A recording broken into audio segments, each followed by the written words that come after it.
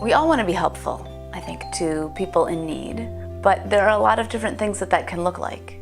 So today we're going to talk about 3 different approaches that we can take when we try to change the world for good.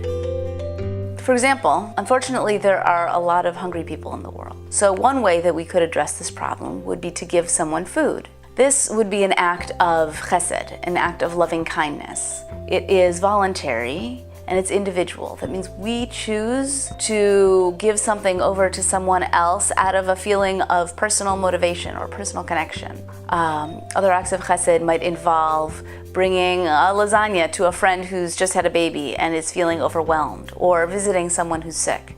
It's not necessarily only for someone who has a need that is greater than your own, but it's an act of loving kindness and caring for someone else. Another way that we could help hungry people would be to donate money. Donating money in the Jewish tradition is called Tzedakah, and it's obligatory. We are obligated to offer some of our financial resources to those who are in need. And it really only counts if you're giving money to people who really, really need your help. And furthermore, the great Jewish sage Maimonides said that the highest form of tzedakah is helping a person become self-sufficient. To take one example, to donate money to a food bank so that they could offer food to those who are in need. This money could go potentially to buy groceries, but it could also go to pay the food bank's electricity bill or rent. There's a third option though. We also could ask, why are there hungry people in the world? And what needs to change in order to make that not be the case? Do we need to reallocate money in our state or federal budget so that people who are close to poverty don't go over the edge? Do we need to pass new regulations to make housing more affordable? Do we need to raise the minimum wage so that people who are working full-time are able to actually take care of all of their needs? In what ways do racism or sexism or homophobia contribute to people falling into poverty or staying in poverty? The path of Tzedek, of justice, is that of trying to create a better world by changing the systems and structures that cause inequality.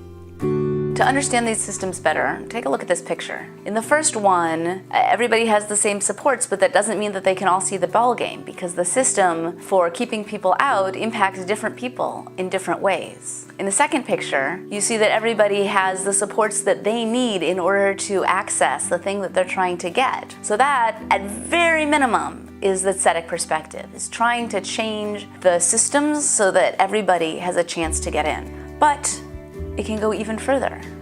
Have a look at this third picture. Here, instead of making the system more accessible to everybody, they're dismantling the system entirely. The real work of Tzedek is about changing systems that keep people out so that we don't even need to worry about having supports to bolster people a little bit here and a little bit there.